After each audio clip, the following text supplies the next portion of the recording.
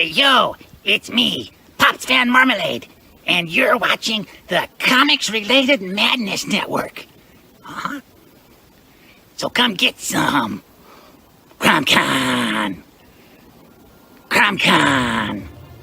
Hey, we want to shout out to our sponsors, Daytona Beach Comic Con. If you are a fan of comic books, if you're a fan of comic book conventions, and if you like meeting comic book creators and getting comics and comic-related stuff, then you need to make your plans to attend Daytona Beach Comic Con. This year's show is September 7th and 8th. Silverline will be there, so you should make your plans to be there too. We'll see you there. If you like comics and find yourself in the Orlando, Florida area, doesn't everyone come to Orlando at some point in time to see the House of Mouse? But when you're here, you need to make it a point to visit Coliseum of Comics, especially the one on East Colonial Drive. They carry Silverline comics, even a limited edition Coliseum of Comics version of our comics. So, when you go, be sure to ask for Silverline Comics and tell them we sent you.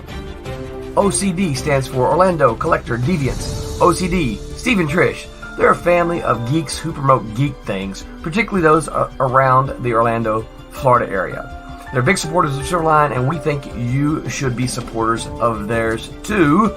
Go give them some love. If you are an independent comic book maker and you need to get your independent comics made, you need to look no further than Kablam Digital Printing. They print our books, and they do a bang-up job. They're not only trusted by Silverline, but many, many independent comic book makers. Head on over to kablam.com and see for yourself just how easy it is to have your comic printed by them. And tell them Silverline sent you.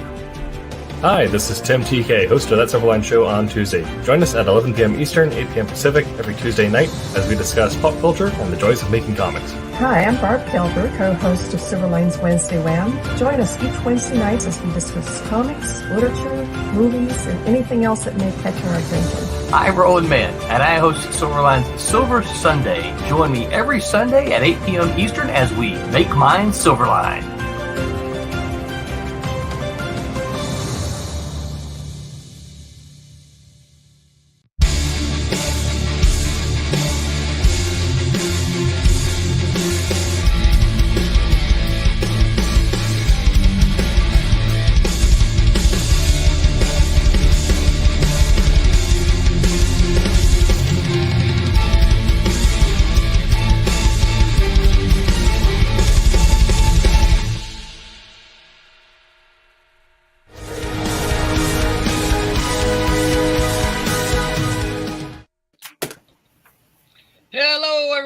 Welcome to Silverline Silver Sunday this Sunday night, September the 15th.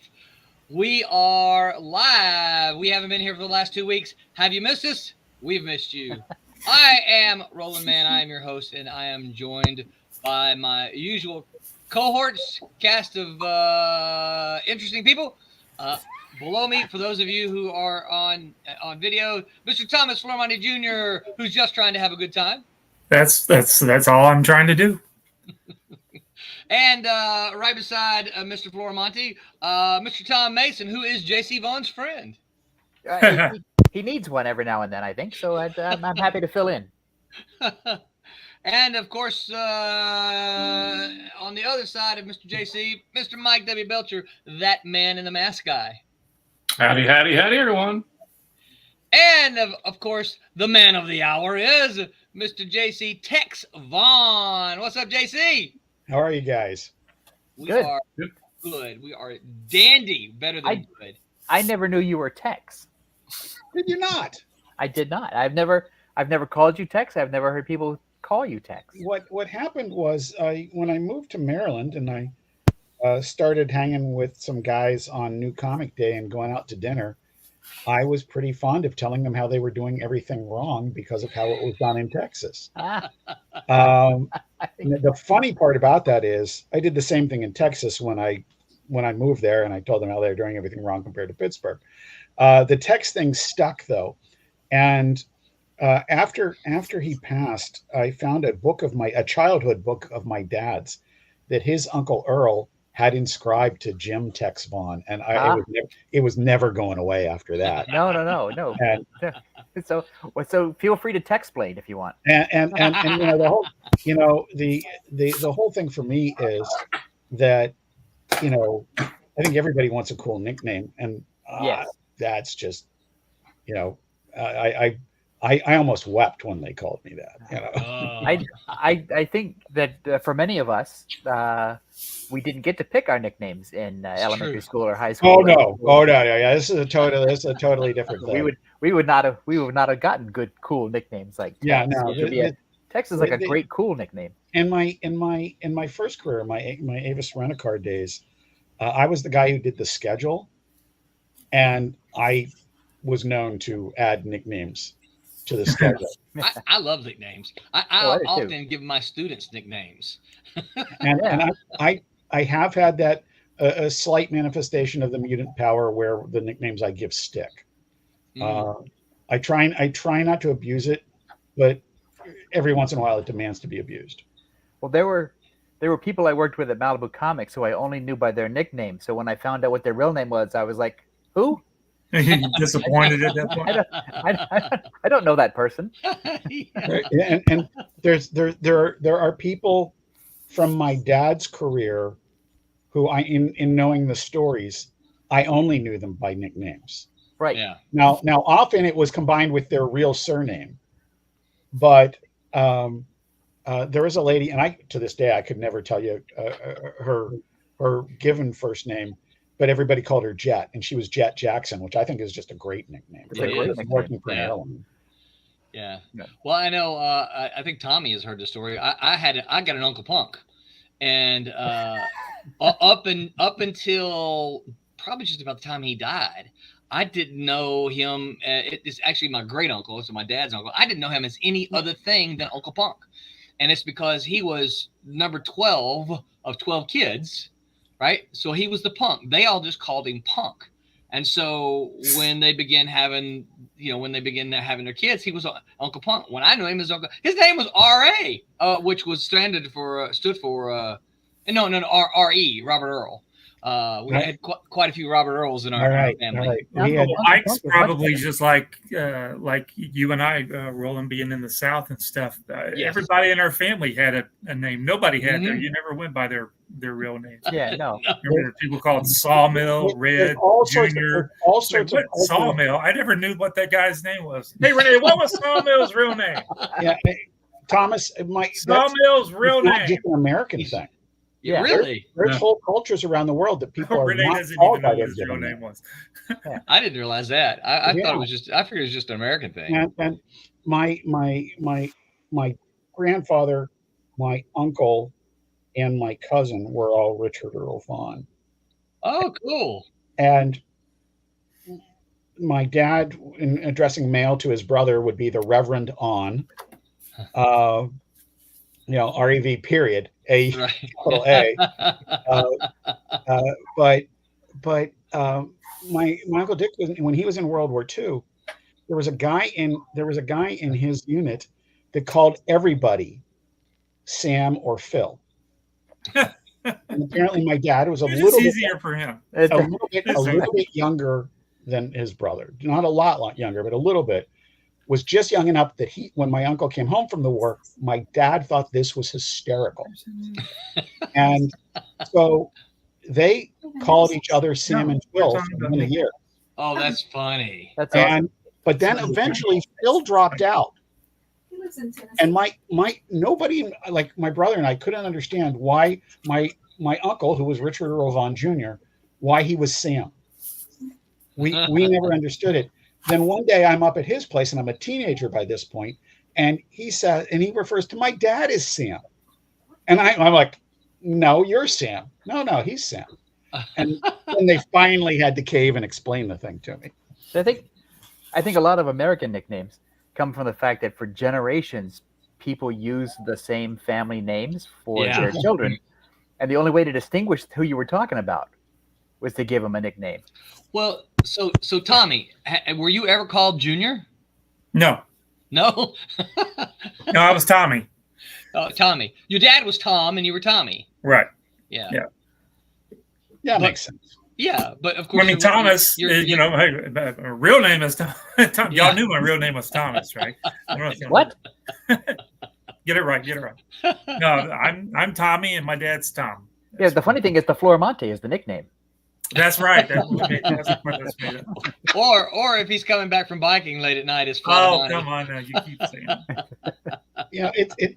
It's one of those great linguistic things that if somebody has a good nickname, that it like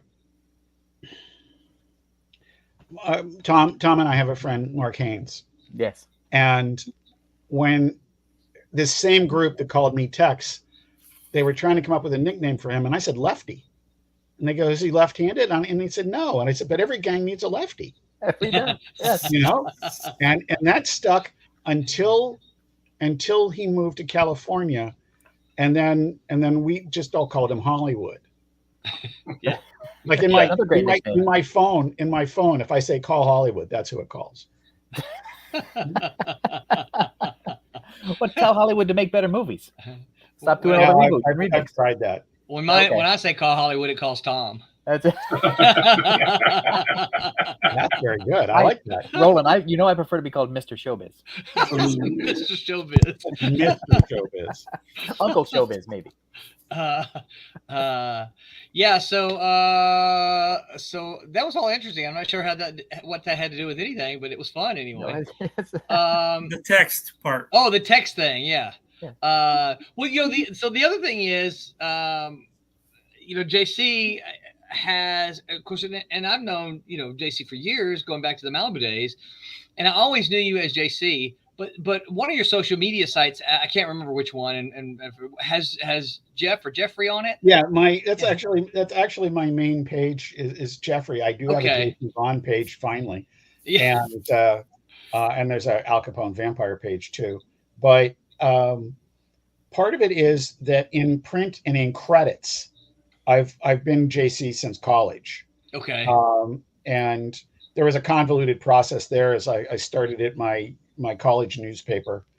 And it was like one of those, whenever I did newspapers, I moved up pretty quickly. I came in starting in my senior year of high school. I'm there 2 weeks before the semester starts. And the faculty advisor, Mr. Dan Washman, said, and our editor for this year is Jeff. And I'm like, who's the other Jeff? I literally thought that and looked around the room and realized everybody was looking at me. And then when I went to my local college, I started as a staff reporter, became a page editor like in about 3 weeks, became entertainment editor the next semester, crashed and burned as news editor. So they made me managing editor, which was my favorite job there. And what happened was a friend of mine who got promoted to take the news editor spot after I crashed and burned suddenly started using his middle initial. Uh-huh. And so I changed mine to J. Curtis, just because and I have a friend who was on the newspaper staff who still calls me that. Just, he's known me since 1983. And in the end, I don't care, except in print. I always use JC. Because JC sounds like a very writerly sort of name. It does. It? Yeah. Absolutely. And it also goes with my legal signature and my autograph kind of signature. Yeah. Yeah.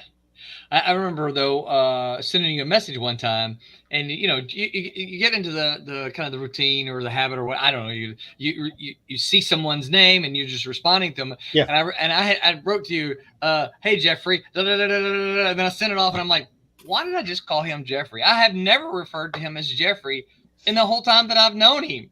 I think I even sent you a message, Jay. But I'm sorry for that. And this is the thing. I remarkably don't care. JC, Jeff, Jeffrey, J. Curtis, Tex, hey you, whatever. I just don't care. Except I don't respond well to hey you. Except in print, and I'm finicky. So how many viewers have we lost? Both of them. You announce me as the guest. What are you going to get? they're like, they can't figure out this guy's name. This is the guest. And they're like, your guest is. We don't know who's on the show. Well, we do have. Let me go ahead and because this is why we're here. Well, not why. We like you. We want you to be here. There's only one reason to have Jeff on. Yeah. You have a one's a let me fiction. share. When does it launch, JC? Kickstarter is live now. Oh, I'm looking at Indiegogo. Do you have a Kickstarter? Indiegogo is going to launch on Tuesday. Yeah. Okay. All right. Well, let me get over to Kickstarter before I share this page then. Well, hurry up, because I want to get to my question. Al Capone, here we go. I thought your question was about his name. Oh, you're right. All right, I'm done. It's Mike's turn to carry the conversation now. There you go. Well, shoot, why is it not coming up? Dun dun dun dun dun dun dun dun dun dun dun dun. There we go. Here we go. All right. We should play a song or something while Roland searches the internet. That's what I was doing. I was doing the hold music. All right. There it is. Okay. I gotta get this on a separate tab though, so I can scroll. All right. So JC, you're running a Kickstarter right now. Captain Action versus Al Capone, Vampire #1. Yes. So it looks like you've got 12 days to go. Yes. You've already made goal. You got 49 backers. You got 2382. Yeah, most excellent. Congratulations on that, by the way. Thank you. So my question, and since I'm still talking before I give Tom a chance to ask, is Al Capone Vampire? What the heck? Well, where did tell us where this came from? All right, my original series, Vampire PA. I was doing a one-shot called Vampire PA: Bite Out of Crime, and when I was writing it, I needed something to freak them out. The main characters, and it turned out to be Al Capone. And the great thing about creator ownership is you can there's nobody to talk you out of it, for Yes. better or worse. I have a similar story on a property I have a partner with. My property Zombie Proof. Vincent Spencer is my partner on that. And he's a storyboard guy, and it's why there hasn't been any more, because he's actually been working and teaching and stuff like that. But what happened there was, I was taking a shower, got out of the shower, dried off, grabbed my robe, threw on the robe, called him and said, "Hey, Jack Watanabe is betrayed by his friends that he thought were like really his friends, and locked in a house with zombies to try and kill him. He's totally freaked out about this." And he goes, yeah, I know how the issue ended. I go, what if the next time we see him, he's dressed as Harpo Marx? Oh, no. And doesn't speak anymore. And this is, when you got the right partner, where the voice on the other end goes, yeah. And so I didn't even have that on this. I just I'm just writing it. And Brendan and Brian Frame are great about, drawing pretty, since we've worked together since the early 2000s. And they can pretty much draw whatever I think of. So, and so it was just intended to be a one shot. And at the end of it, I have Capone heading out of Pittsburgh, where that story takes place, back to Chicago. And I hadn't done any research on Capone. I just thought it would be great. Now, when I get to Al Capone, there's two different versions. Number 1, 2, and 3 crowdfunded, and 1, 2, 3, 4, and 4 in the comic shops, because number 3 was double-sized. We did the origin in that, and I had done a ton of research, probably rewrote Al Capone number 3 more than any comic, based on stuff that really happened. We even have a real prison record in there where Brendan and Brian drew a replacement for the photo. Oh. And it was a thing we found online at like 72 DPI, and my designer Don Guzzo massaged it over and over until the point we could use it. Nice. And then also we got a copy of the death certificate, and both things ended up playing really big into his vampire origin. And so that's where Al Capone Vampire comes from. Is why not? Yeah, absolutely. And of course, you already know, you and I swapped some messages about Zombie Proof. You know I'm a fan of that one. Yeah, I desperately would love to do more of that. And it's just one of those things I don't want to do without Vince. So yeah. Well, we writers are at the mercy of the of artists, aren't we? Yeah, I always, yeah, it's funny. I introduce myself as the saddest of all things, a comic book writer. Yeah, because introducing yourself as just a writer is tedious enough, but when you say comic book writer, you mean people write those? Yeah, it's like yeah. Who puts you put the words in the bubbles? Yeah, I put the words in the bubbles. That's what I do. You fill the talk hole. Now, the funny part is, I would love to be good enough to be a letterer. I'm just not. What the heck's I think lettering is like the most important job in comics because Tom, I agree with that. Because good lettering, you don't really notice it, but bad lettering, you see it right away. It is sound in the movies, right? Yeah. Yes. There's very few times, maybe with Christopher Nolan's Dunkirk, that I have ever left a theater and heard anybody talking about the sound. Yeah. Yeah. And yet it's the same thing about lettering for comics. And I also think that every writer should have to attempt it. When Mark Haynes and I were roommates, he was lettering all my books, and he was gone one weekend, so I had to letter one of my early comics, McCandless Company. And about 4 pages in, I'm sitting there cursing out the writer, going, "Wordy son of a bitch." So that was me. Hold on a second, because you mentioned his name earlier, Mark Haynes. Is this Elves? Mark L. Haynes? Well, yeah. Didn't he do a book comic? Did he do a comic? No, Mark just did an amazing audio drama podcast. Haynes. Yeah, Santiago Cabrera from Star Trek Picard, John Goodman, and a bunch of other people. And it's it's not a big role, but Phil Proctor from Firesign Theater, for Pete's sake. Drew Haynes is who I'm thinking of. Okay, no, Poison Elf guy. Yeah, the elf guy. Yeah, Poison Elf. Poison Elf. Yeah, I kept trying to think. I'm like, this is an elf guy, but no. Mark's done lots of comics, mainly with me. We did Battlestar Galactica back in the day, about 4 years before it would have been cool, and then we also did Stargate Universe, Stargate Atlantis, and 24. Nice. Yeah, and he's a super talented guy. We met on the staff of Overstreet's Fan about 1.5 million years ago. And I'm having lunch with him next week. So that's excellent. Yeah. Yeah, that's a showstopper for you. I'm having lunch with the guy. Okay. All right, we're done. Thanks, Tom. Thanks for bringing that up. Madness Comedy Network says, "Hey, yo, what's up, Pops? Thank you for always saying hello to us. We appreciate you." Pops remind us that we are part of the Madness Comic Network. If you want to bring your show to or become a sponsor of the Madness Network, contact Pops at Madness Comics on X, Pops Van Zant. You see the information there. Reach out. It's a network full of folks like us who like comics and other geeky things. All right, Tom, what's your question? Go ahead. Well, my question, oddly enough, my question is long and windy. I know that shocks people. Really? Long and windy? No. Here's the thing. So I know how writers' imagination works, more or less, and I know Jeff and I have had like 1 million conversations in almost every device that's been invented: text, telephone, letter, dinner, everything. Letter columns.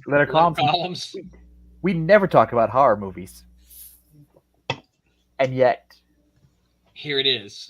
Vampires and Al Capone vampire, which I think is weird and fantastic. And then all of a sudden, hey, wait a minute, what if there's Captain Action? So what I want to know is the progression of thought. Okay, this is, as a creator, I'm really impressed when you get a good crossover that doesn't violate either of the characters or properties' worlds. Yes. Yeah. I think those are the most enjoyable, and I'm like, I would have never come up with Archie versus Punisher, but I use that as an example of this actually really worked.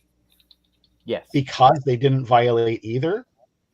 And that's some work, man. Yeah. Okay. So that's my baseline for how I think about these things. Whether it was whether it was the original Superman and the Amazing Spider-Man, or whatever great crossovers that you've liked. Spider-Man, I Conan. find them really compelling if they're good. And I think I also tend to think they're great for comics when they come out and they're good. Yes. And that has nothing to do with how this happened.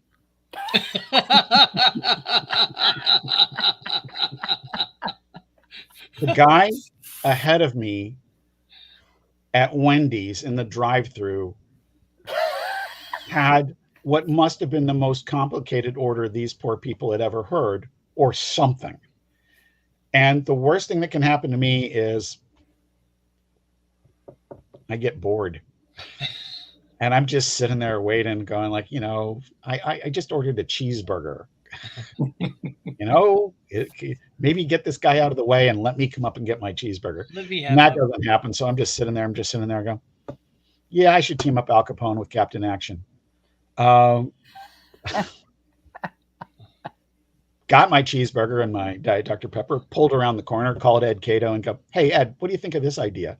And Ed's reply was, I like it, but why? And so I pitched it to Ed and then his partners, Joe Ahern and Michael Polis. And Michael was dutifully skeptical. And I told him my basic premise. And what I wanted to do was I really wanted to do a great Captain Action story that took advantage of the play concept of the original action figure, which was a master of disguise. Now, obviously, we couldn't have him be Spider-Man. We couldn't have him be Sergeant Fury or Batman or the Phantom or Steve Canyon. But Captain Action is a fascinating thing. Ed, I was never a Captain Action kid. I was a G.I. Joe kid. But Ed and Joe, who were the partners at the time, got me so excited by their passion for it that I started studying it. Michael Urie's excellent book about Captain Action, which is, as a comics journalist, I will tell you, I believe is the prototype for doing a character-centric historical book about the marketing and making and marketing of a character. And it dealt with the Ideal Toys, the DC Comics, the stuff that playing Mana stuff that came later, and the stuff that in the early stages of what Ed and Joe and Ed and Joe and Michael have done. And I found it like super compelling. And what I wanted to do was do a Captain Action story where the Master of Disguise bit comes in, sort of like the current Mission Impossible stuff, where there would be masks involved and things like that. And then I just wanted to do it with my character. So that's where all this came from. It could have been Captain Action Zombie Proof, but it would have been a way different story. Right. That's great, because the thing is that the other thing that fascinates me is that Ed Cato was essentially another guy with his own property. I mean, I know he didn't create Captain Action, but it is his now. Yeah, Ed and Michael and Joe, and so listen, there's three of them, but it was essentially like just pitching this to another creator-owned thing. And to me, because for the Overstreet Comic Book Price Guide, I'm always dealing with approvals. We don't have our own IP in terms of cover characters. Right. And so I'm at the mercy of approvals. And I've wanted to stockpile stuff. So I've started using public domain Golden Age characters on the big limited edition Overstreet, because I can put a few of those in the drawer, which is great. Normally, if I go to a Marvel or DC, and this is all very understandable, this isn't a dig at them. They're stewards of their intellectual property. They don't want to give me open-ended permission that I can use this any year that I feel like. Right. Yeah. And so it's a lot easier to go to either public domain characters for that or creator owners. Yeah. And so this was very much like dealing with a creator owner, because it's not some huge bureaucracy. Right. Now, listen, they land a cartoon show and this becomes a big hit. That'll change. And very understandably, but I'm doing this now. So, yay for me. Right. You get it. Also, Ed's a good guy too. So it's, my gosh. Yeah. And I don't know if you know Joe or Michael, but they're a blast to deal with. They they don't give me conflicting instructions between the three of them. They all review the pages when we send them. We get one note back. You know. Well, I'm a fan of Polis because I've been on your licensing panel with him a couple times. Yeah. And also I've talked to him about the Chaykin book, Fargo, that he's doing. Yeah. Oh my gosh, yes. So and now they're following that up with Chaykin and Butch Geis. Oh, I know, right? Yeah, I was emailing with Butch about that. It's fantastic. So anyway, side quest. Nice. So, and if we're gonna digress and mention Chaykin, we'll say that he did the cover. He did the comic shop cover for Al Capone #1. Cool. Yes, yeah. That was a great cover too. Yeah, it was such a blast that it was. I asked him to do a riff on Shadow, Blood and Judgment #1, and trade in the mini Uzis for a Tommy gun. And I said, yeah, I'd like to see the fangs. And that was like the total instructions I gave him. And when I got the email with the art, Yen Nitro had already colored it. And it was just, I opened it up like, I just started cackling. Yeah. No, that guy, because I think Nitro is his current colorist and he's fantastic. And they obviously work really well together. And a few months later, I bought the original art, which I never believed would be possible. So nice. So yeah, so that was total geek out moment. Have you framed it yet? Have you put it on the wall? I have not. I want to do two pieces framed in the stairwell. John Snyder III's cover for Al Capone #0, and Chaykin's cover for that. Snyder is great too. Yeah. And it's a beautiful piece, and it's pretty fun. Have I seen that one yet? Have you shared that one with me? The John's piece? Yes. Well, it's been online. Yeah. Well, I don't look online. I'm from the 1900s. Yeah. Aren't we all? The next time I see you, I will have a stack of stuff for you. All right. Well, you'll see me at the New York show. Yeah, I guess. Well, I'll put it a different way. I'll be in New York, whether the show is there or not. I'll see you in New York. I'll go that far. Okay, I'll see you in New York. That show just saps my will to live. I've kind of heard that about it. I haven't been to it, but I've kind of heard that about it. I've been twice, and it seems to be the polar opposite for me mentally of what the San Diego Con is. Yeah. Yeah. Like the San Diego Con to me is like a giant beach party with all my friends. And all this is a giant germ incubator. Right. Yeah, it's like a square petri dish. Yeah. That's pretty good. Yeah. So before we ask you the next question, you want to tell us a little bit about the campaign? I got sure. it up here. Scroll it a little bit. Absolutely. I don't know if you feel like playing if you feel like playing the video there. It's only about 42 seconds. Well, let's see. I'm not sure if it's got sound. Here. Can you hear it? Yep.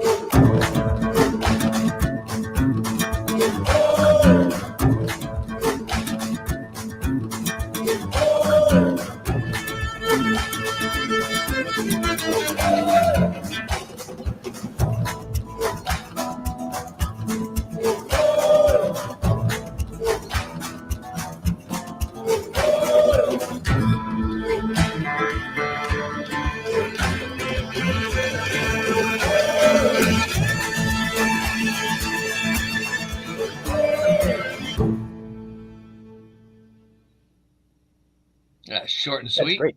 Yep. So where'd you get your music? That's inside of Microsoft program. The legacy version of Photos, you can still do video editing. Oh wow! And it has some choices like that. I'm sort of getting tired of it because I use that like in all my videos. But there's the others are light and fanciful, and I just sort of needed that. Yeah. But the fun part about it was this story is so fun. I rarely am standing out there saying, "Oh, look at my stuff; it's so great." This is like one of the best things I've ever written. And we had a 46-page story for 46 pages. I was going to have 2 other pages in the back editorially, And Brendan and Brian reached out and said, "Hey, we'd really like to extend the fight sequence." And I thought, good, because right now it reads like a Captain Action book with guest starring Al Capone. So let's give them a couple of good panels in here, and they did that. So it's going to be 48 pages with no extra editorial matter. So that's my question. Are you back to questions again, Roland?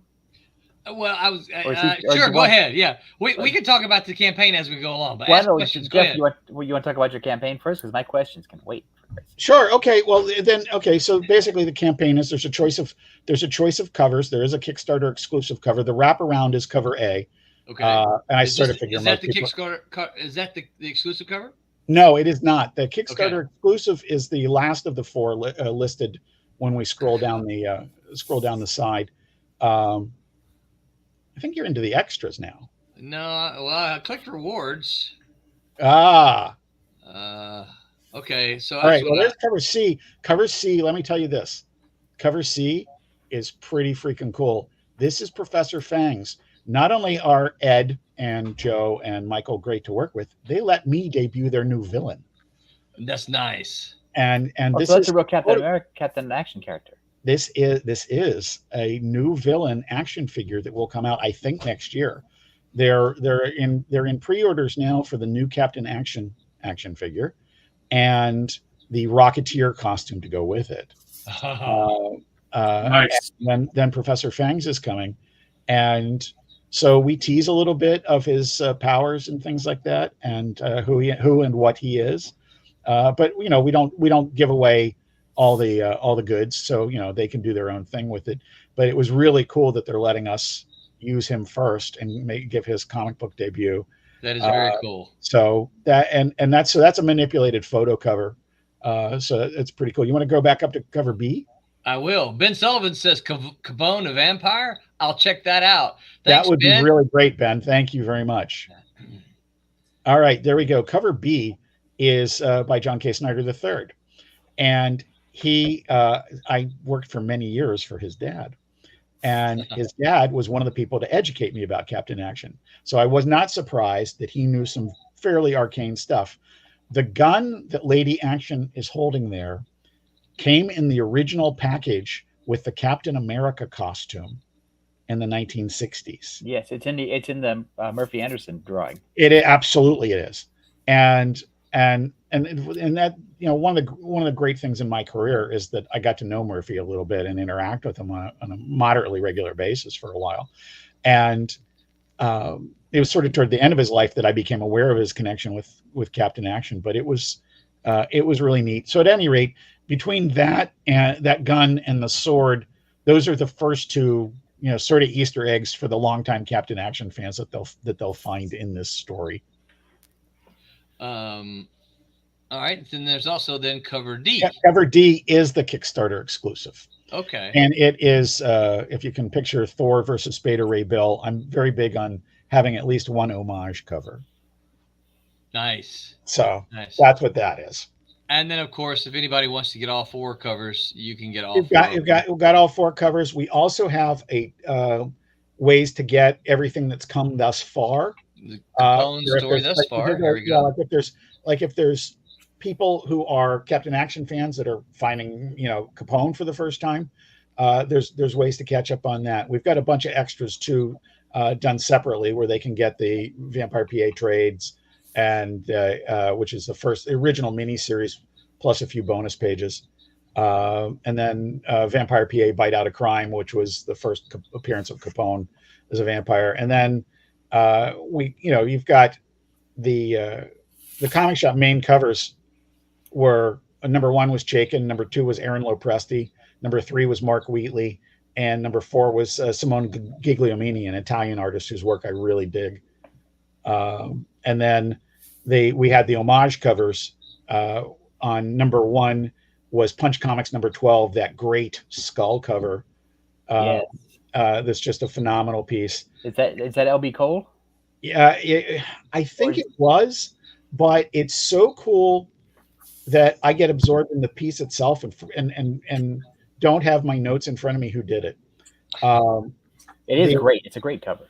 And I played a little bit of art director where I switched the guy shooting from one eye to the other because I just thought it was more dramatic. But you just look at that piece and it's great. Number 2 is the Untouchables one sheet from the film. That's an homage to that. Number 3 is Nick Fury, Agent of S.H.I.E.L.D. number 10, which is a Christmas cover.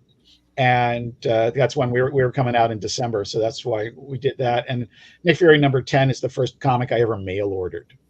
I had the Marvel, the second Marvel holiday superhero grab bag, Treasury edition. And the story was so cool. I had to have the actual comic. And so I got that. And then number 4 is homage to Fright number 1, featuring Son of Dracula from the Atlas Seaboard line, because I am a nutty Atlas Seaboard collector. Really? Absolutely. All right, what's your favorite? Scorpion by Chaykin. There you go. Yeah. Issues 1 and 2. And number 2, you can see Walter's work in it because they're sharing a studio at the same time. And their credits there. Bernie Wrightson, I think, is in there. Wrightson is in there. Kaluta is in there too, I think. Yeah, I think so. And you can see little elements of that. And there's some other good stuff. I love Iron Jaw. Yeah. And Iron Jaw, 8th grade, a kid named Mike Farrell, who did not go on to be on MASH, the other Mike was in my art class, and he wanted my Invaders number 2 or something else. And he just kept on throwing comics into the pot as players to be named later. And Iron Jaw 1 and 4 were in there, and they did exactly what they were supposed to do, which was they looked like Marvels I didn't know. Yeah. So and so I ended up with Iron Jaw 1 and 4. And then when I got Nick Fury number 10, I also got a catalog, and that was the first inclination that Atlas stopped at number 4s. Right. And I'm like, and I couldn't, I'm a teenager. I can't comprehend that the comic company went out of business. Yeah. So my favorites are Chaykin 1 and 2. Yeah. For our Scorpion 1 and 2, because I've never been as angry as I have been when I discovered number 3. Number 3? Oh, yeah. Changed it. And Chaykin was no longer there. I love Planet of the Vampires. Mark Wheatley and I did a pitch for that. And I love Wolf the Barbarian. Oh yeah, Larry Hama, because I think it's a great take on Conan without being Conan. Yeah, absolutely. And also, I think it's Ralph Reese artwork, which is there was never enough of that in comics. Yeah, that's a fair thing.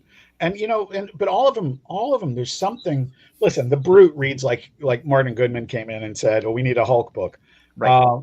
But the Destructor,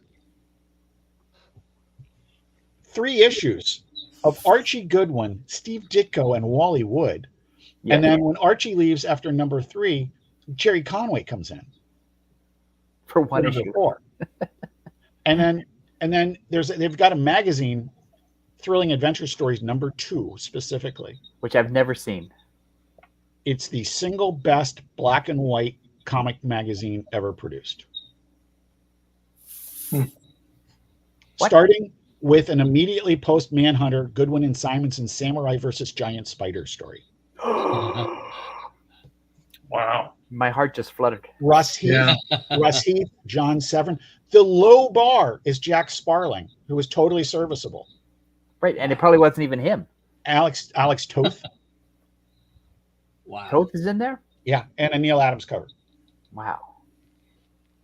Is this the one that has the Desert Lawrence of Arabia type story? No, that's Thrilling Adventure Stories number 1, Frank Thorne. Okay. All right. Yeah. I just bought me because Atlas is something I've started working on recently. Just bought me a big stack of them. I got I think there was like 76 of them published all total. 72. I think I've got about 45 of them now. So for a long time, people thought there were 67. There were a bunch of question marks. And about, I don't know, somewhere between 15 and 20 years ago, 2 colleagues and I went back and did the work. And one of the question marks was movie monsters. And I didn't know what that meant. And then I saw a scan of the cover And I go, oh yeah, I saw that on the newsstand. I passed it by like a zillion times. Yeah, because it's like a famous Monsters of Filmland knockoff. It was a famous Monsters knockoff, absolutely. And now all I need to do, I need to replace one of the famous monsters, one of the movie monsters, and I need Vicky 2, 3, and 4. Oh, everybody needs those. But I have what might be a 9.0 Vicky 1 to trade. Because I've got what I think is a 9.4. Well, I'm such a nut that I have the original Chaykin issues of the Scorpion locked away in my storage vault. And at WonderCon this year, I actually rebought number 1 and number 2 again. Because I wanted to read them that weekend, and I didn't want to go to the storage locker. I totally get that. That's how I end up with multiple copies of Nathaniel Dusk, Private Investigator. Right. Yeah. And you can still find most of those the Atlas books in the discount boxes. Oh yeah, this is the truth, and sooner or later, one of their movie properties is going to connect. It's just they've announced Devilina. You never know. Movie people announce stuff all the time, right? Right. But they are unencumbered by gazillion years of continuity. They've just got great springboards. Yes. And one of those connects. People are then going to realize, yes, okay, I've seen this in the quarter or modern day dollar books for years. Now, maybe you're paying $5, maybe you're paying $10, but man, I'm hoping I can finish my run before that happens. People are going to say, when was the last time you saw it in grade? Yeah. Right. Yeah, because stuff like Planet of the Vampires is really just Battlestar Galactica with vampires. Or the whole thing about Planet of the Vampires is it's a really good setup. It is. And it's and there's so much of the world was not delved into. There was an unpublished cover for number 4, and several other unpublished things that my late friend Phil Zulli used to own. When we did an exhibit at Jeppy's Entertainment Museum that I co-curated, we had, I think, 3 unpublished art pieces, which were great, and a bunch of other originals. Wow. The Heritage auction ending tonight, there were 3 Atlas Seaboard covers in there, including the what's it called? Blazing Combat Tales. I always blank on what the war books are called. Whatever his name was. But a Frank Thorne cover. It was just and most of the Thorne stuff was twice up. Because the thing I like about the Planet of Vampires is that it's one of the few books that Atlas did that wasn't an angry knockoff of a Marvel concept. Yeah, it was. It's pretty. Listen, it's definitely pop culture derivative, but it was its own thing. Yeah, that's why I like that. I mean, aside from the Chaykin connection, that's why I like the Scorpion so much, is because that's not a Marvel comic. Yeah, and honestly, in the Destructor, I think you can argue that it's ostensibly Spider-Man, but it really is a fresh angle on it, and I mean, which you'd expect from Archie Goodwin, right? And also, and truthfully, you'd expect it from Ditko too. He wasn't going to redo Spider-Man, right? Adamantly not going to redo Spider-Man. Yeah.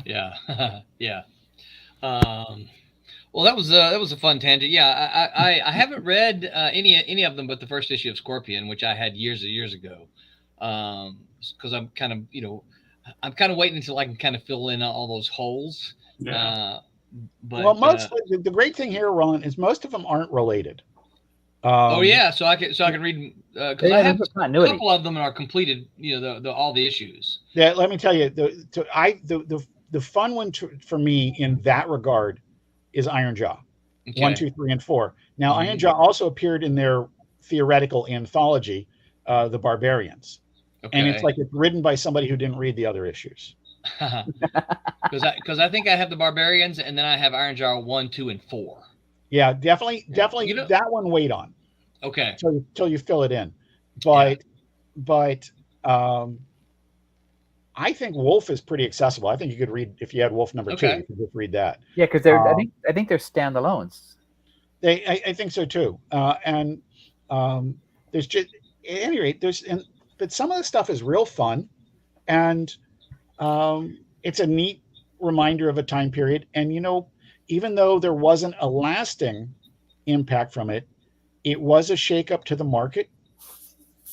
And, you know, it's worth knowing just for that. Yeah. Yeah. So you're talking about this makes me think of another question that I wanted to ask you is that, you know, you've been in and around comics for a long time. 107 years. That's a long time. That's longer than Mike, Tom, and Tommy combined. Because you know they're young guys. I'm only childish. I'm not young. So who are some of your writer influences? What are some of the things that you can look back on and say, yeah, okay, that's a comic or a writer, since you're a writer. That's a writer that inspired me to write some comics. Sure, absolutely. I have a relatively short list of the writers who inspired me, and some of them I don't write anything like. Just I remember the feelings of when I was reading their stuff, and others I sort of hope I do write like some. Yeah. Right off the bat, I would say one of my earliest ones is Stan. I didn't even know it at the time, but Stan and then Roy. You just, if you were reading comics, even, you know, I didn't come to comics in the 60s. I mean, we did them on car trips and stuff like that. But, you know, I'm a Origins Marvel Comics, son of Origins guy who did, they sort of came out right as I was getting into comics. So they were just like great fuel on the fire. In that way, you'd also have to say Doug Mensch, because of Planet of the Apes, because I'm a Planet of the Apes guy before I'm a comic book guy. Right. And when I found Planet of the Apes magazine number 5, it was like somebody set my brain on fire. Is that the one with the Plug stuff? Yeah, well, yeah. There's the stuff that was called Terror on the Planet of the Apes, the long running thing that was largely Plug, and then I think Tom Mandrake, and then finally Herb Trimpe, was really just. I had just started really getting into comics. We were at a supermarket. My mom let me walk next door to the newsstand, and I found it there, and I was just like, oh. And you know, I know Roy has kind of little hubbub about him here recently, but I think Roy doesn't get a lot of credit for. Yeah, here's my first real good name drop of the evening.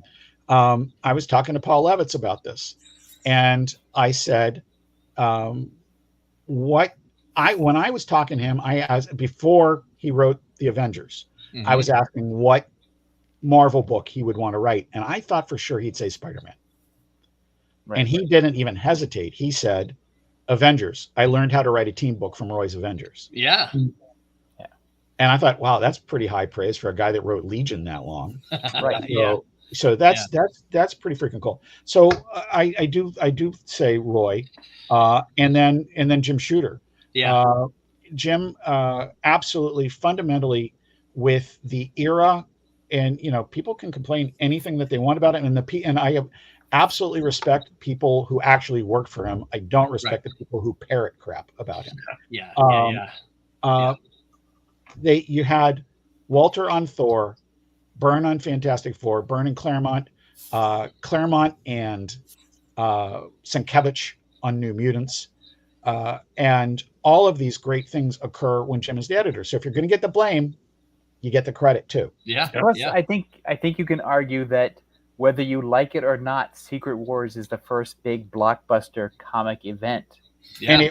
And not only that, it worked. Whether you like it or not, right? There's not a lot to say that the thing didn't work. Right. And then, all right, I already did my first name drop. Here's my first blow and smoke. And then also on that list would be Mike Barron. Yeah.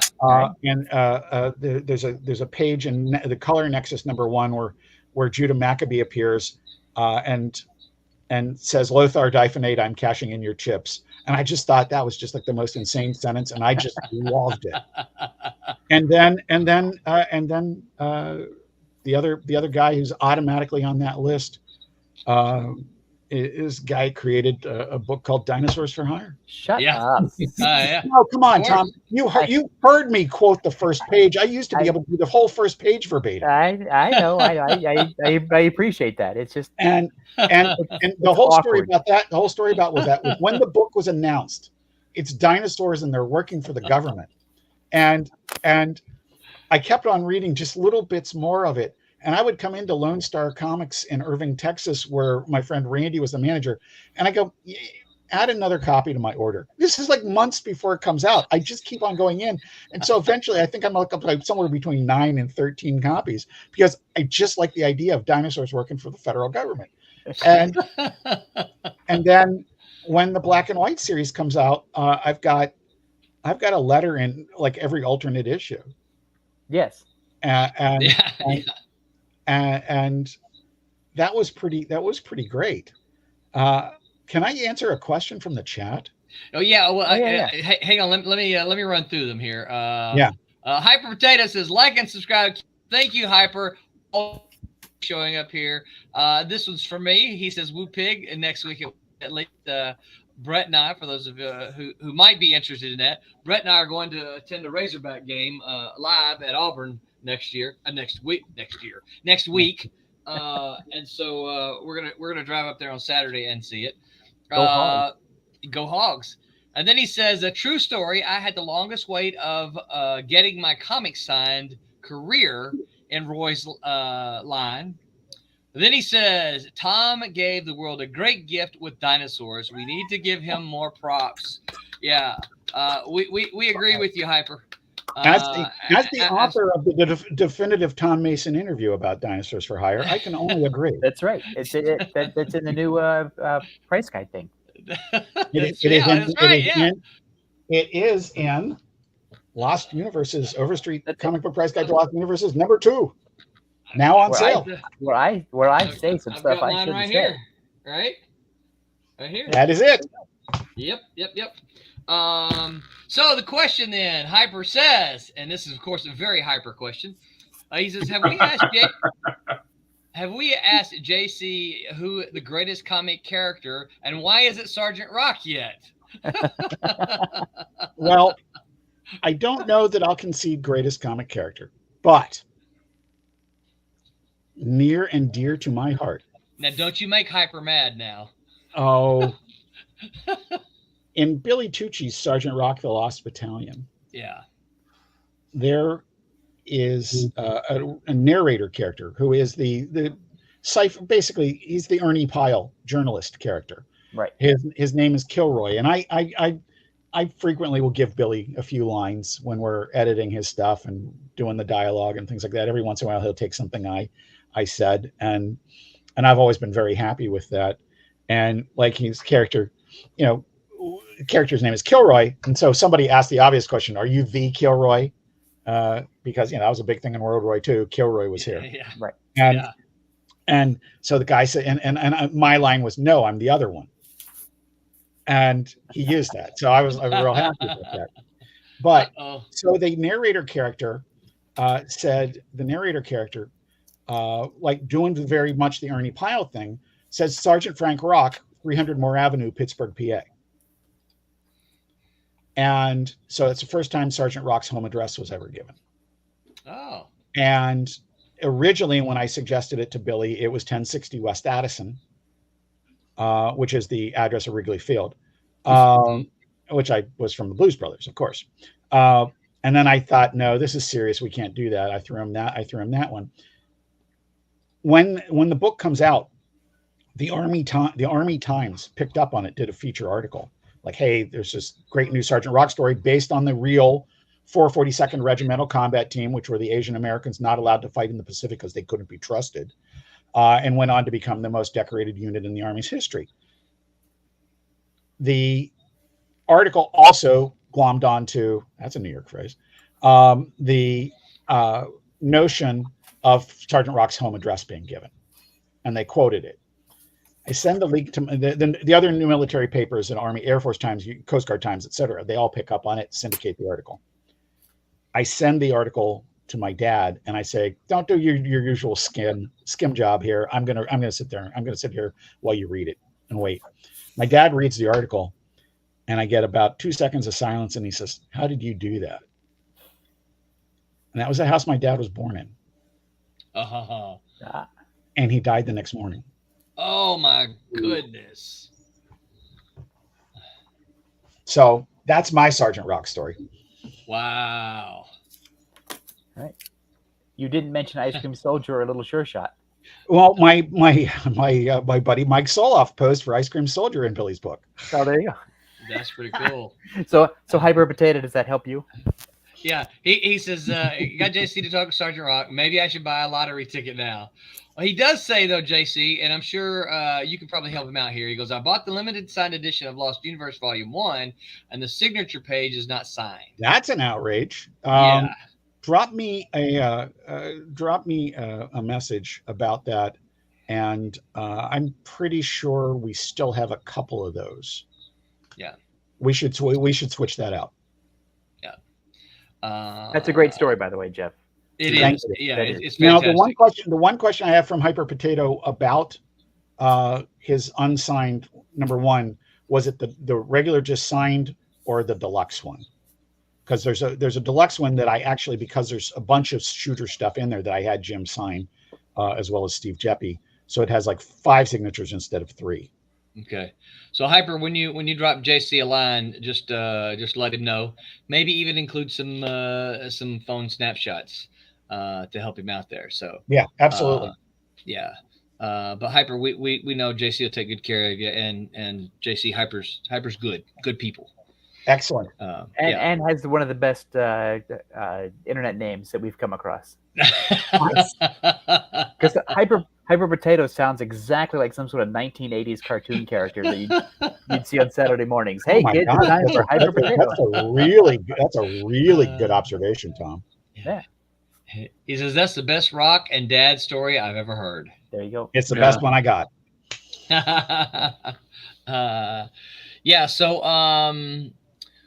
what else can you tell us about the Al Capone and your campaign here? One more just aside here.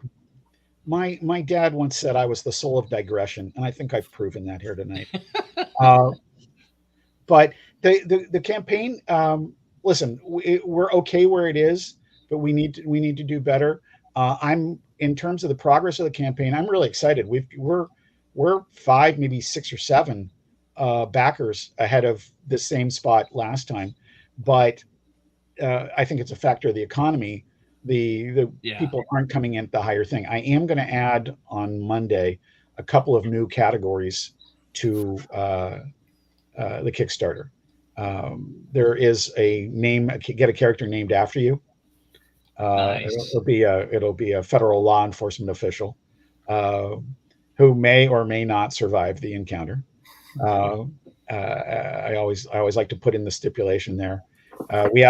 We have a friend of mine who named a character, I think in Al Capone number 2, and that character is still around. As a matter of fact, just took on all this new importance. I make no guarantees. It's Capone. There's a good chance people are going to end up dead. Just call it a hunch. That's right. Yeah. I have a final he's a vampire. Yeah, and not only that, he rules the underworld and the criminal underworld in Chicago, and that's a pretty big job. That is yeah. And he's a so big guy. we're getting close to the first stretch goal, which is everybody gets a PDF of the actual script, and then the second stretch goal. The second stretch goal is at $3,000. Is the first of our trading cards. We have 3 of them already done, just in case we would actually get to them. And I think that they're really cool pieces. Brendan and Brian drew the first trading card, which is Captain Action, Action Boy, and Lady Action, as a pinup, just because they were going to Terrific Con and wanted to have something to sell. And I'm like, yeah, no, that's a trading card. And I sent it to the Captain Action guys, and they fell in love with it. We were talking about this a couple of weeks ago before we had our break, which is when you find art like that, you want to be able to repurpose it as many times as possible. Yeah. So Right. the link is in the chat for all of you guys. No matter where you're listening to us, whether it's on YouTube or Twitch or Facebook or Twitter, the link is in the chat. So you guys pop on over there, give it a look, find something, find one of those covers. There's a lot of options for you, and of course, we like options. And if you've got the cash, get the biggest one you can afford. Get on it. And, right. and the one thing I want to say is that, this has been, it's really, this is something I love.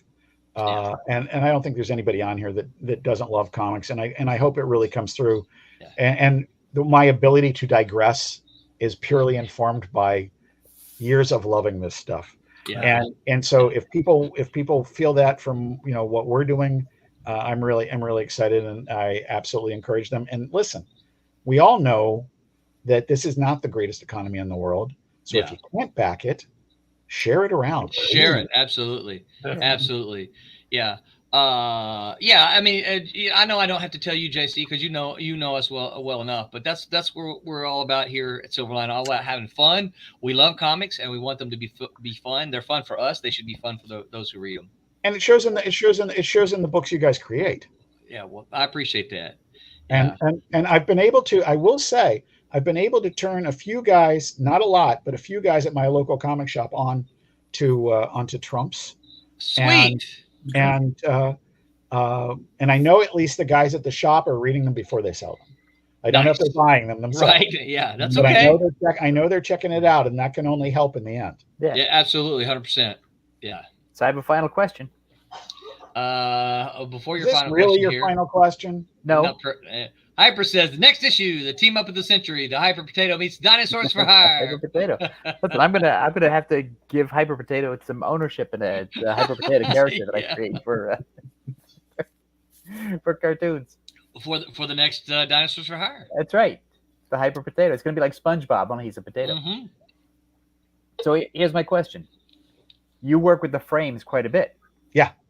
That's almost unheard of in independent comics for the writer to be with the same artist over a long period of time. It is. Yeah. What's the secret? What do you got? They do plenty of other stuff, and I do other stuff. We're respectful of each other's schedules. When they know that I expect them, they're co-owners of the property on Vampire PA and Al Capone. So if they get some great paying gig, they know we're going to get sidelined. Right. And they understand the same for me when I've got like a Hollywood deadline or something like that.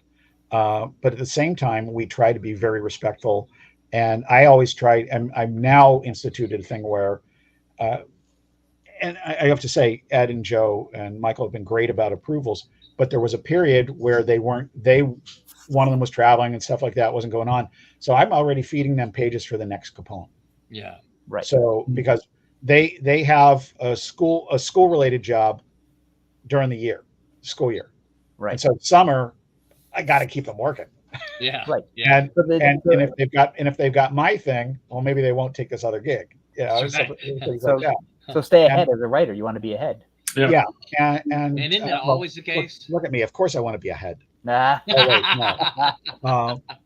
Which reminded me of something funny within the pages of the preview you sent us. There was a little ad on the side of the truck. Spray on hair. Yeah, spray on hair. Spray on hair. I can't remember the exact wording of it, but I laughed out loud. I'm like, JC wrote that. Spray Club for Men. Let me tell you. Spray Club for Men. Yeah. Yeah. Okay. Let me hit you with. Okay. Can we got time for one more big digression? This is actually story related, so I can tell you. All right. A number of years ago, after my friends started leaving Avis, where I had my first career, one of them opened a sign shop.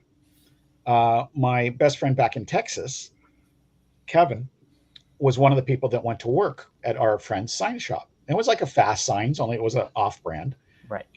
And Kevin made a sign for another friend of ours who it basically was a silhouette of a robber in the universal no symbol. So don't rob this guy. And driver carries less than $75 cash. and it was our friend Todd, who also worked at the sign store. Kevin put it on Todd's passenger door of his car, and Todd drove around with it for days before he found it.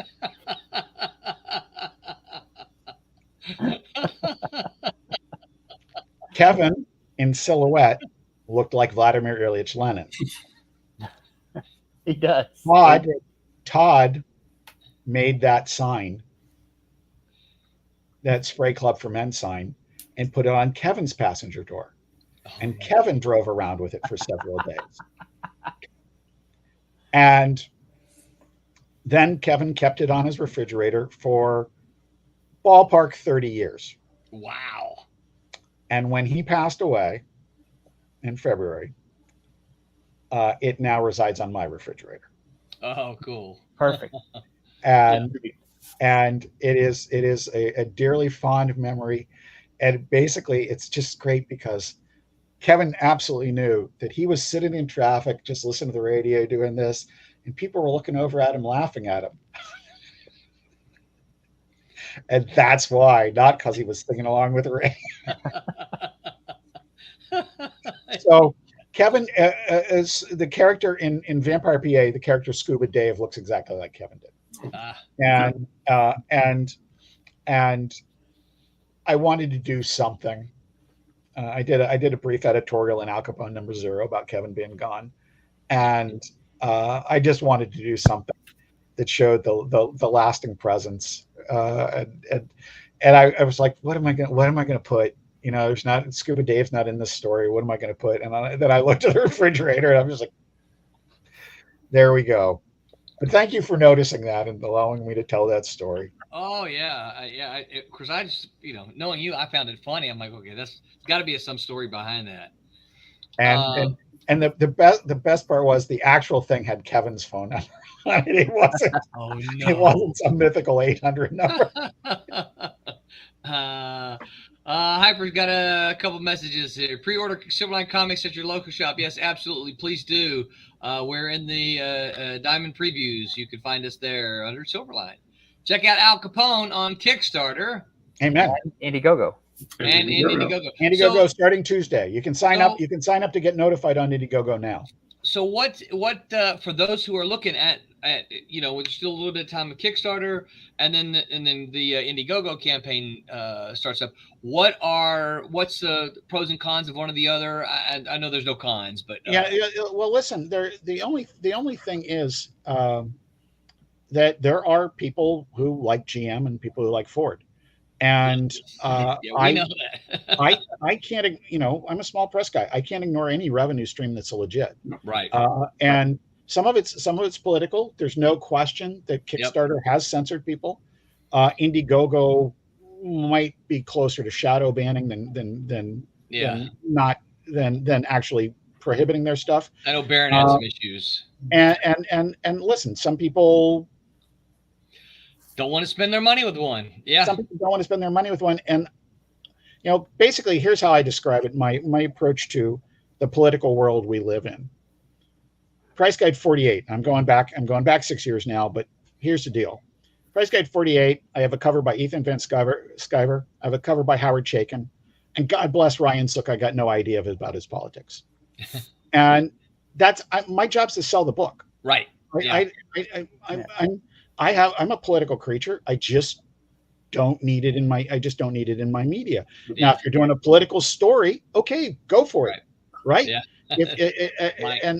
And I love when people do incredibly thought-provoking stuff. Like, I don't think you could publish Captain Confederacy now. And it was thought-provoking as all get out. I mean, that was a book like Malibu Ultraverse Firearm, where you read the letter column first. I would love to tackle it though.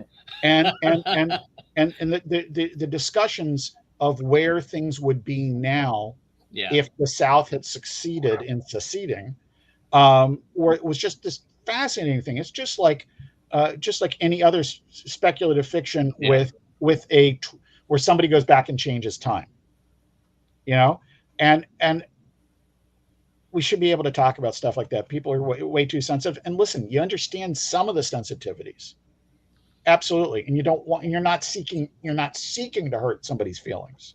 I'll have But to tell you about we're censoring ourselves, and that's somebody Yeah. else's job, is to try and censor us. I'll have to tell you about my master's thesis some other time later. All right. You might be interested in it. Yeah, no, I absolutely. So is there a Kickstarter exclusive and then also an Indiegogo exclusive? Yeah, it is basically the same cover that I showed you, the one that's sort of the Thor versus Beta Ray Bill homage. Okay. Though the Indiegogo exclusive is a pure white background. It looks really great. Okay. And I happen to like the Kickstarter one too. It's the same image, but just colored differently. Yeah, absolutely. Gotcha. And, Cool. And here's the dirty open secret. Anybody that backs all 4 really gets all 5. Right. Yeah. I'm not looking to cut myself out of business. I'm just not looking to rip anybody off. Right. I get that some people don't want to support one. I'm fine with that. I don't care. Right. Here's the stuff on another channel. And I'm not going to offer the Kickstarter one on Indiegogo or vice versa, but I always put in extra books. Usually it's my free comic book day offering, but I always put in extra books in the stuff I send. Customer service, baby. That's Yeah. it. That's it. You know, Jimmy Palmiotti told me that once you click start on your campaign, you're not a creator anymore. You're in the customer service business. Yeah. And I think that the fact that as a small press guy, that I keep a really high percentage of my backers Yeah. from issue to issue, despite the ups and downs of the economy and everything else going on in the world and all the other great comics out there to choose from. Oh yeah. I think that's part of the reason why I'm hoping people feel like they get more, because obviously you got to charge a bunch to do this. Yeah, you do. Yeah. Yeah. Yeah, and so I think Hyper's one of the ones I think might contest to the things he's gotten from Silverline as well. We try to do the same thing. Oh JC. yeah, man, you guys absolutely do. And I think one of the things about it is you've got 2 things. One, people feel like they get value for it. Yeah. And 2, the thing that I think in some ways the unifying thing on the Silverline books is you get that everybody that's doing it wants to be there. Yeah. Yep. It's the heart. Yeah. Hey, look, we talked Tom Mason into come on and doing a book with us, right? Yeah. The thing about going above and beyond for customer service is back in the Malibu days. So back in in the turn of the century, when people would write us letters about our books or ask us for something, we would, or even buy stuff from the back issue catalog, we would always throw in extras. We had a bunch of stuff because we were making posters, we were making buttons, we were making other stuff. We had tattoos or whatever. Just throw it. And I instructed the people who ran the mail order stuff, just throw some extra stuff in there. Don't add to the postage. Right. But it's all paper, so just give them some extras. I've had people, like more than like a dozen people, come up to me at San Diego going, I remember you. Yeah. You sent me a poster. I remember you. You sent me a button. I remember you. You sent me. I was like, okay, well, that validates. Yeah. My the whole thing about it is that we're in a better world. We're all doing comics that go through the direct market and cost a lot less. Yeah. Yeah. Yeah. And it's just not possible for all of us right now. No. And so if they're willing to back, like in my case, it's your entry fee is $20. And so 1, I better give you a great comic. 2, I better be honest about when it's coming. And 3, if I can give you something more, why would I not do that? I want you to come back. Right. Absolutely. Yep. Absolutely. Yeah, because it's not just one and done. It's not a one night stand kind of thing. That's right. So JC Hyper said he just signed up for Al Capone and Captain Action on Indiegogo. I'm really glad, and I look forward to launching that on Tuesday. I think, so there'll be a little bit of we are going to have the campaigns, right? Have one in each, one in Kickstarter, one in Indiegogo, where they can get one of the federal agents named after them. Oh, that's pretty cool. So you do have a little bit of crossover though. I've run them at the same time before. I just work is just super busy right now, so it's not been possible. Hyper. And next week, next week is, when you're in the normal doldrums, like week 3 on the Kickstarter. So it just seemed like the logical place. Oh, that's a good idea. Yeah. Hypers and Silverline has consistently been one of the best companies to buy from in any crowdfund platform. Thank you, Hyper. Appreciate you, man. Also, I'd like to point out before we go that Jeff and I are not in the same house. Oh man, I didn't notice it. The call's coming from inside the house. It looks like we're both. Put your your things right. Yeah, it looks like we're both in somebody's house. Literally, if you flipped it around and I was on this side, it would look like we were in the same room. It's like an M. Night Shyamalan movie. There you go. That's it. That's very good, Tom. Very nice. Yeah, and we've all wondered why y'all been going. Look, off the camera, right? That's right. I forget which way I have to turn my head. I think back, Roland, back to your intro where we've known each other since the Malibu days. Yeah. And, we have reached that point career-wise where you can say I've known people like 30 years and 20 years and, that kind of stuff. And I think one of the things to go back to your question about working with Brian and Brendan for so long is one of the things is when you're working really hard and listen, I've got a day job that I love. Yeah. If I hated my day job, I'd be way further ahead as a creator. But I run a book I grew up reading. I'm always mindful of that. But the great thing about this is you still have the benefit of age and experience. I jokingly call it the arrogance of age, but what it is I am informed enough to know I want to work with people I want to work with. Right. Yeah. Well, also, the cool thing about being an aging creator is that a lot of the stuff that would freak out a younger creator, we already know how to solve. Oh, right. Yeah. It's like, okay, those aren't the things that keep me up at night. Right. Yeah. It's funny. I was having a conversation at lunchtime and they're like, and I was like, nah, this isn't that big a deal. Right. This is because I read stuff from independent publishers on online like we all do, and I'm just shaking my head going, dude, that is not a problem. That's not your issue at all. Yeah, it's just you look at some of the stuff and it's just sort of hysterical, and my first day at Overstreet's Fan, 1995 April. I'm sort of probably 10 years older than most of the guys because I'd had my whole first career coming from Avis Rent-A-Car. Mark Haynes comes up to me after our first meeting and he goes, "You don't freak out a lot, do you?" And I go, "When we rent 2,300 cars on a Monday, sure." Yeah. My record is 2,400 and I know that the breaking point's 23. Yeah. If that happens here, I'll be right with you. Other than that, no.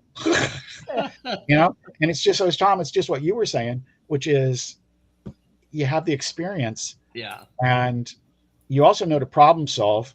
I also know, the great thing about the guide is I've freaking who's who of cover artists have considered the cover for the price guide to be a bucket list item.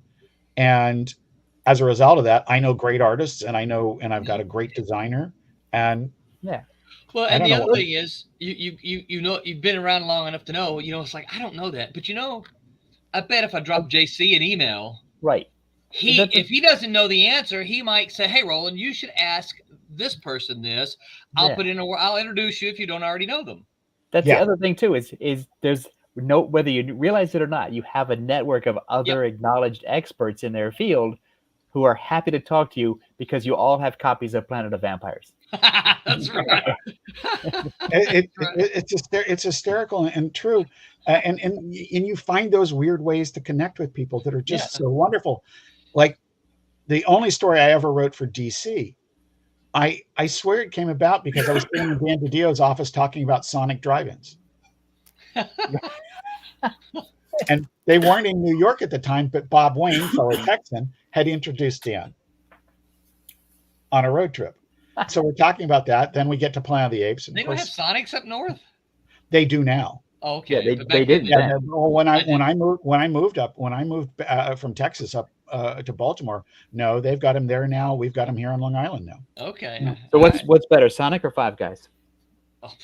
Oh, the burgers at Five Guys are way better, but if you need copious amounts of caffeine, Yes. the Route 44 size drink at Sonic can't be beat. All right. Yeah. We do have a legit final question here. Hyper said, JC, will you be involved with Combat Nurse from the Frame Brothers? He goes, I think it's with their Sonya character. Yeah, they have a series called Starring Sonya Devereaux. And Sonya Devereaux was a backup, well, not backup, but it was a side character in the comic strip they did called America Junior, which was it was a great strip. Todd Livingston, Nick Kapitanakis wrote it, and it was about a town that had joined the Union, but there was a flaw in their charter, so then they were now suddenly their own country. And Sonya had come home from Hollywood in that, as I recall. And that so she is the 309th most popular scream queen and movie star, so I do not have anything to do with that. That does not mean that there was not a Sonya Devereaux Film Festival in Vampire, PA. Because I've seen her name. Yeah. Popped up. And that was that was in one of the Al Capone issues, but that's I just wanted to acknowledge that because I thought I actually really enjoy the comic. And the next one, which I think is the last one for the time being, Brendan and Brian actually wrote, and I think they did that to terrify me and make me write faster. So is Combat Nurse funny? Because it sounds like it. Oh yeah, it like basically what happens in most of their stories, it's switching back and forth between actual scenes from the movie and the behind the scenes stuff. Right. Okay. And it's really it's very tongue in cheek and really enjoyable. I've got all the issues they've done so far, and when they crowdfund them, I back them. Nice. It's that fun to me. So then, when I'm in New York, does this mean we're having Mexican food? Oh boy, that would be great, wouldn't it? Yeah. Okay. Just Rosa Mexicano, man. yeah. Okay. I can't wait to go back. Just saying. That's such a great place. Yeah. All right. I'm Well, done. we'll Rolling. do that. All right. Well, we've gone a little over our hour that I told JC that we would run, but I think that's been okay. You invite me back and back that up with Tom. What do you want? Yeah, we're all good. Mr. ADHD plus the king of distraction, Mr. Vaughn. So, all right. So on Tuesday, that's so much on Tuesday. They're going to be talking about marketing your comic. Why is it title cut off? Marketing your comic online. The game discusses how you can market your comic on social media and web.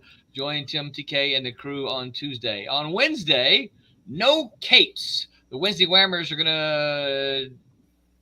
How would Edna Mode design a? Oh, wait a minute, that's the person from Incredibles. right? Incredibles. Yeah. How would Okay, Edna so- Mode design a practical superhero outfit? That is on this coming Wednesday with the Wednesday Whammers. We're going to be back this next Sunday with Tom's favorite topic, and I am excited to talk about it. Stereotypes are good, and you should embrace them.